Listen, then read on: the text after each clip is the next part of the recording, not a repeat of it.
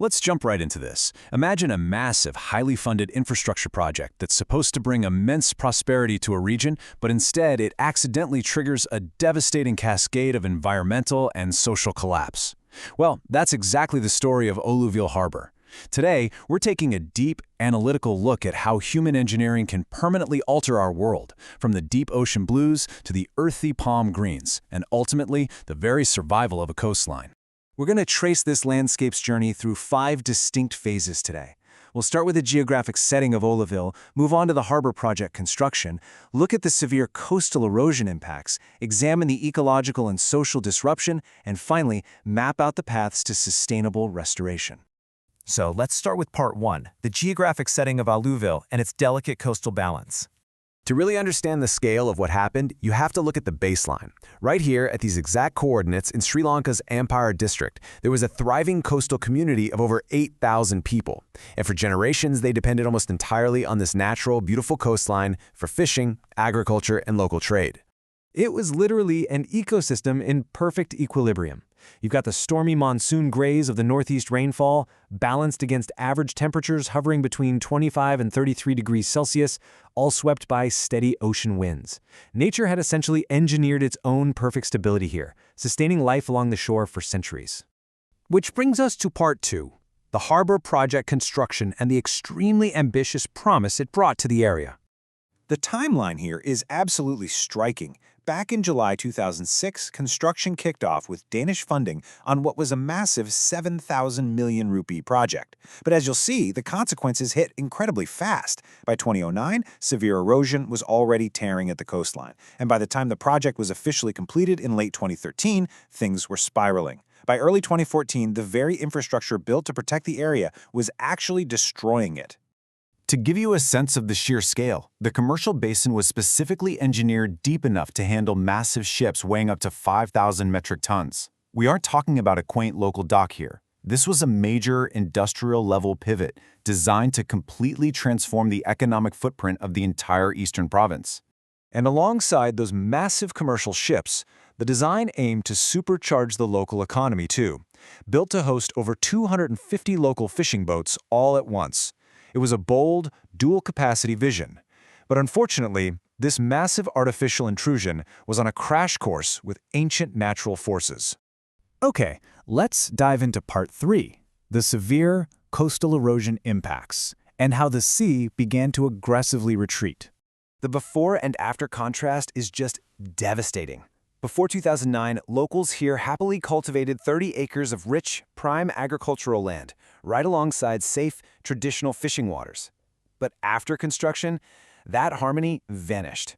It was quickly replaced by rapid, severe landward erosion and rampant garbage pollution as the ocean violently began reclaiming the shoreline.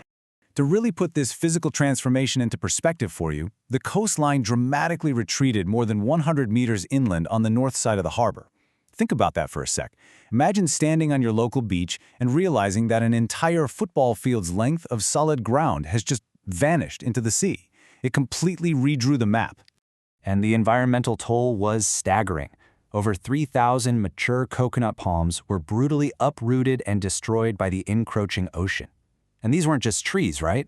They were a crucial economic resource for the people living there, and they served as a natural, deeply rooted barrier that had stabilized this exact shoreline for generations. Now, the real tragedy here lies in the engineering itself. The improperly planned granite wave breakers didn't just fail to stop the erosion, they actually made it worse. They caused massive land loss to the north, forced awkward sediment buildup to the south, and even altered the Kali-Odai river mouth. On top of that, it forced the complete abandonment of 30 acres of agricultural land. The design literally ended up antagonizing the environment.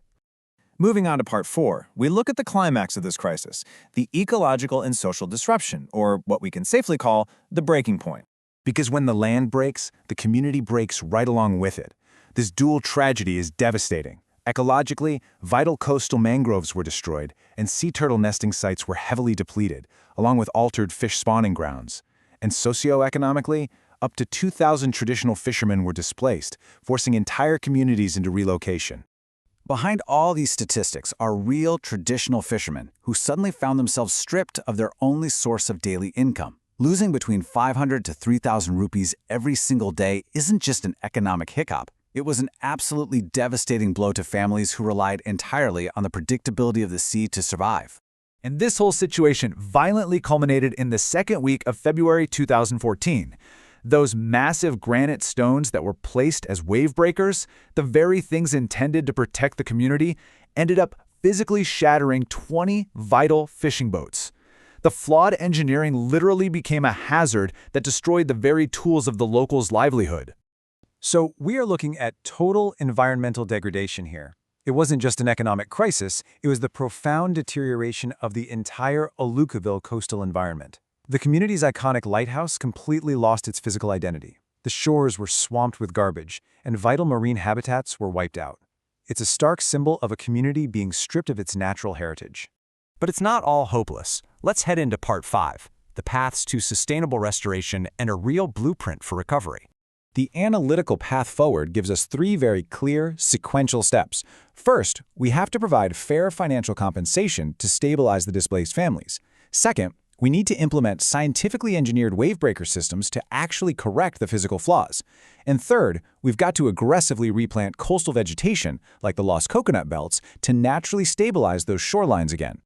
And for long-term harmony, we absolutely have to bridge the gap between this new industrial reality and traditional life.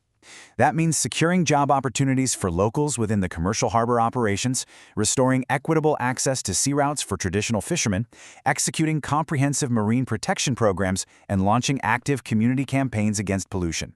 We have to reconcile human progress with ecological survival. The story of Oluvil Harbour stands as a powerfully stark warning for massive infrastructure projects everywhere. And it leaves us with a profound final thought to consider today. As global ports continue to expand to meet relentless commercial demands, and as we continuously engineer nature to accelerate commerce, who truly ends up footing the bill when we redraw the coastline?